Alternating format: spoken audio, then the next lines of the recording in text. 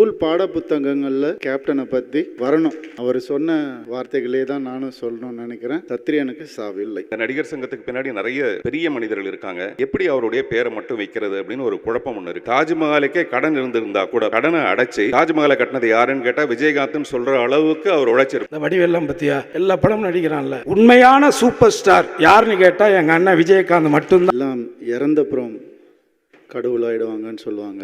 ஆனால் சில பேர் தான் வாழும் போதே கடவுளாக இருப்பாங்க. அப்படிப்பட்ட ஒருத்தர் தான் இவர். நிறைய அனுபவங்கள் அவருக்கு என் கூட, அது நானே வச்சுக்கிறேன். ஷேர் பண்ண கூட எனக்கு தோண மாட்டேங்குது. ஆனால் அவர் நிறைய நமக்கு ஷேர் பண்ணியிருக்காரு. நம்மக்கிட்ட எவ்வளவோ விட்டுட்டு போயிருக்காரு நமக்காக.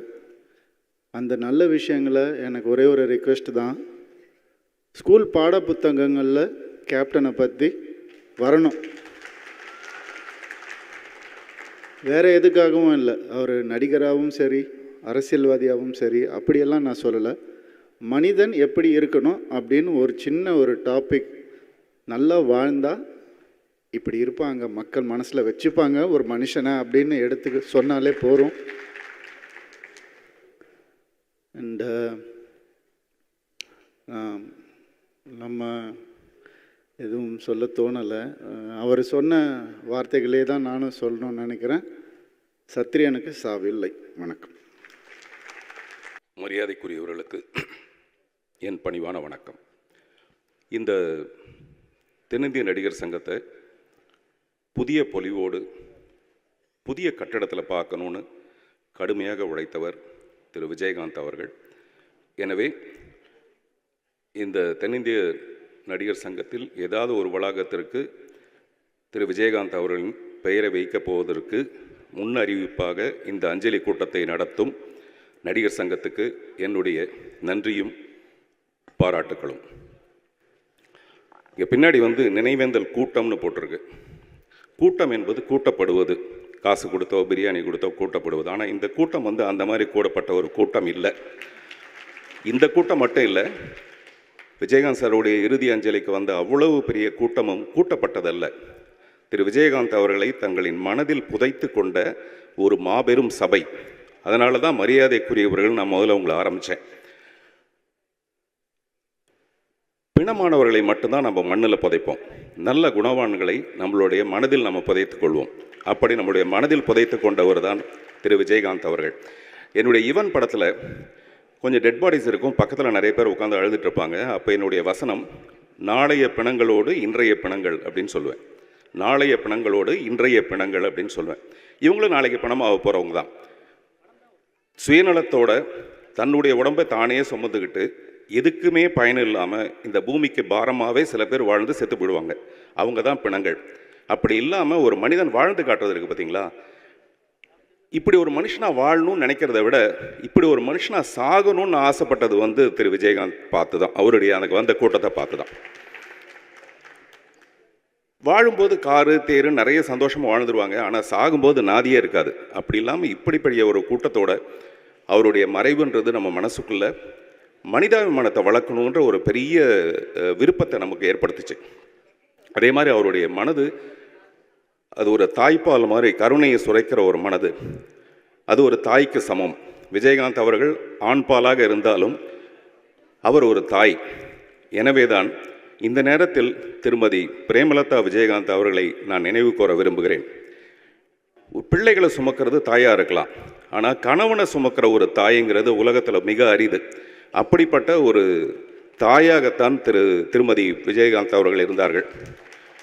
இல்லைன்னா இந்த வருத்தமும் இந்த கடினமும் இன்னும் சில வருடங்களுக்கு முன்னாடியே நம்ம வந்திருக்கோம். கடைசி வரைக்கும் அவங்கள காப்பாற்றினாங்க. அதனால் ஒரு தாயை நான் இந்த நேரத்தில் போற்ற விரும்புகிறேன். நடிகர் சங்கத்துக்கு ஒரு குழப்பம் இருக்குது. இந்த நடிகர் சங்கத்துக்கு பின்னாடி நிறைய பெரிய மனிதர்கள் இருக்காங்க. எப்படி அவருடைய பேரை மட்டும் வைக்கிறது அப்படின்னு ஒரு குழப்பம் ஒன்று இருக்குது. அது சரியான குழப்பம். தாஜ்மஹாலை கட்டினது யாராக இருந்தாலும், அதுக்கு பின்னாடி கடுமையாக உழைச்சது யாராக இருந்தாலும், தாஜ்மஹாலை கட்டினது யாருன்னு கேட்டால் நம்ம ஷாஜகான் தான் சொல்லுவோம். அந்த மாதிரி ஒருவேளை தாஜ்மஹாலுக்கே கடன் இருந்திருந்தா கூட, பேங்க்கில் வச்சு கடன் வாங்கியிருந்தா கூட, அந்த கடனை அடைச்சி தாஜ்மஹாலை கட்டினது யாருன்னு கேட்டால் விஜயகாந்த்னு சொல்கிற அளவுக்கு அவர் உழைச்சிருப்பார். அப்படிப்பட்ட ஒரு மனிதருக்கு அப்படிப்பட்ட திரு விஜயகாந்த் அவர்களுக்கு இங்கே இருக்கிற ஒரு வளாகத்துக்கு, ஒரு முக்கியமான வளாகத்துக்காவது அவருடைய பெயரை வைக்கணும். அந்த வளாகத்தில் நாம் சந்திப்போம் மறுபடியும். நன்றி, வணக்கம். எல்லாருக்கும் வணக்கம். இந்த மேடையில் நான் அதிகமான கச்சேரிகள் பண்ணவங்களில் நானும் ஒருத்தனாக இருந்திருக்கேன் ஒரு காலத்தில். நான் சென்னைக்கு 87 வந்தேன். என்னுடைய ஊர் புதுக்கோட்டை மாவட்டம் தாஞ்சூருங்கிற ஒரு கிராமம். விஜயகாந்தன் எனக்கு வந்து உதவியாளர் இருந்த எஸ்கே சுப்பையா வந்து என் அண்ணன் தான். அவர் மூலியமாக எனக்கு 87 +2 முடிச்சுட்டு சென்னைக்கு வந்ததுலேருந்து 37 ஆண்டு காலங்கள் தொடர்பு இருக்குது. ஆனால் இது வரைக்கும் நான் எங்கேயுமே எதையுமே பெருசாக வெளிப்படுத்திக்கிட்டது இல்லை. அவரை நான் முதல்ல பார்த்தது மவுண்ட் ரோடு பேரமௌண்ட் எலக்ட்ரோபேட்டிங் கம்பெனியில் நான் வேலை செய்யும் பொழுது மைக்கேல்னு ஒரு சைக்கிள் வாடகை கடை சைக்கிள் வச்சுருப்பார் ஒருத்தர். அவர்கிட்ட வாடகை சைக்கிள் எடுத்துக்கிட்டு அந்த ராஜாபதர் ஸ்ட்ரீட்டில் எல்லோரும் சொன்ன அந்த இடத்துக்கு போனால் ஞாயிற்றுக்கிழமை பிரியாணி போடுவாங்க. பல ஆயிரம் பேர், பல லட்சம் பேர் அவர்கிட்ட சாப்பிட்ருக்காங்க. அந்த வரிசையில் நானும். அன்றைக்கி இப்ராஹிம் ராவுத்தர் அங்கே இருப்பார். அவர் எல்லாத்தையும் ஒழுங்குபடுத்திக்கிட்டு இருப்பார். அதுக்கு பிறகு எங்கள் தாத்தா ஒருத்தர், அந்த டைட்டில் தான் எஸ்கே சுப்பையா எடுத்த படத்துக்கு பெரியண்ணான்னு டைட்டில் வச்சாங்க. அவர் வந்து எங்கள் சொந்தக்காரர், எங்கள் அம்மா பிறந்த ஊரில் ரொம்ப ரிலேட்டிவ். அவர் எலெக்ஷனில் நின்னார். 87க்கு பிறகு நடந்த டிஎம்கே அந்த நேரத்தில் எலெக்ஷனில் நின்னார். அவருக்காக முதன்முறையாக கேப்டன் வந்து ஒருத்தருக்காக பிரச்சாரம் பண்ண முதல் பிரச்சாரம் அதுதான் நினைக்கிறேன், என்னுடைய நினைவு சரியாக இருந்தால். அதற்கு பிறகு நான் சினிமாவில் நடிகனாக வருவேன்லாம் நான் வரல. நான் ஒரு மியூசிக் லைனில் தான் வந்தேன். அது ஏதோ நடந்தது. அதற்கு பிறகு நெய்வேலியில் நடந்த அந்த நிகழ்ச்சி, அதற்கு பிறகு நடிகர் சங்கத்தின் கடன் அடைக்கிறதுக்காக நடத்தப்பட்ட நிகழ்ச்சி, இந்த மாதிரி எல்லா இடத்துலையுமே நான் அவர் கூட ட்ராவல் பண்ணியிருக்கேன். நடிகர் சங்கத்தில் நான் மெம்பர் ஆகும் பொழுது ராதா ரவி இவங்க அண்ணன் எல்லாமே இருந்தாங்க. அப்போ அவங்க தான் என்னை மெம்பர் ஆக்குனாங்க. அதையும் கடந்து அவர் கூட நான் ஒரே ஒரு படம் நடித்தேன். சுதீஷ் தான் அதுக்கு ப்ரொடியூசர் நினைக்கிறேன். சுதேசின்னு ஒரு படம். அந்த படத்தில் நான் நடிக்கும் பொழுது என்னை பொள்ளாச்சியில் வச்சு எனக்கு அவர் கொடுத்த அறிவுரைகள் வந்து, எந்த படம் வந்தாலும் நடிக்கிறேன், நான் இதுதான் நடிப்பேன், அதான் நடிப்பேன் அப்படிலாம் சொல்லாத. இந்த வடிவெல்லாம் பற்றியா எல்லா படமும் நடிக்கிறான்ல, அப்படி நிறையா படம் நடிச்சின்னா தான் ஏதாவது ஒரு படம் உனக்குன்னு ஒர்க் அவுட் ஆகும். அப்படி ஒர்க் அவுட் ஆகும் பொழுது உனக்குன்னு ஒரு கேரியர் வந்து ஓப்பன் ஆகும் அப்படின்னு என்னுடைய, அதாவது அவர் எவ்வளோ வருடங்களாக இருக்கார், எத்தனை நடிகர்களை பார்க்குறாரு. ஆனால் வளர்ந்து வரக்கூடிய ஒரு நடிகர்களை கூட அவரை உற்று நோக்கி அவனுக்கிட்ட இருக்கிற மைனஸை அவர் அடையாளம் கண்டுபிடிச்சி நீ அதை பண்ணணும், வளரணும் அப்படின்னு சொல்லக்கூடிய எல்லாரும் சொன்ன அந்த நல்ல மனசு. அதே மாதிரி முதன்முறையாக 100 அடி ரோட்டில் கட்டப்பட்ட முதல் பில்டிங் அந்த கேப்டன் பங்குதாரராக இருந்த ராவுத்தர் ஃபிலிம்ஸ் தான். இப்போ கூட அந்த மேக்கப் மேன் இங்கே வந்தார், உடல்நிலை சரியில்லாமல் இருந்தார். அன்றைக்கி கேப்டன் எங்கே ஒரு ஷூட்டிங் போயிட்டு பின்னாடி அந்த துணியெல்லாம் வச்சுக்கிட்டு இவர் கூட வந்தார். அப்போ நான் எங்கேயும் சுற்றி பொழுது இது மாதிரி பில்டிங் கட்டுறாங்கன்னு சொல்லிட்டு அந்த இடத்துக்கு போனேன். அந்த ஃபங்க்ஷனுக்கு நானும் போனேன். அந்த கூட்டத்தில் அவரை பார்த்தேன், அண்ணனை பார்த்தேன். ஏவிஎம்மில் ஷூட்டிங், செந்தூர பாண்டி படம் ஷூட்டிங் நிறையா பார்த்துருக்கேன். ஸோ அப்போ கூட அந்த இடத்துல அவங்க ஆரம்பித்த அந்த கம்பெனி, இன்றைக்கி கேப்டன் இருக்கிறாங்கல்ல அந்த இடம், இந்த 2 இடமுமே ஒரே காலகட்டத்தில் வாங்கப்பட்டது தான். ஏதோ ஒரு படத்தில் அவருக்கு கிடைச்ச ஒரு 6 லட்ச ரூபாயில் 2.5 லட்ச ரூபாய்க்கு இந்த ராவுத்தர் பில்டிங் இடமும் 3.5 லட்ச ரூபாய்க்கு அங்கே இப்போ இருக்கிற கல்யாண மண்டபம் இடமும் வாங்கப்பட்டதாக எனக்கு ராவுத்தர் தயாரிப்பாளர் சங்கத்தில் தயாரிப்பாளராக அவர் பொறுப்பில் இருந்த காலகட்டங்களில் சொன்ன விஷயங்கள் தான். இப்படி எவ்வளவோ விஷயங்கள் அவரை பற்றி எனக்கு அவருக்கும் நிறையா இருக்குது. ஆனால் இந்த இடத்துல நான் நினைவுபடுத்த விரும்புகிறது ஒன்றே ஒன்று தான். அதாவது எண்ணம் போல் வாழ்க்கைன்னு சொல்லுவாங்க.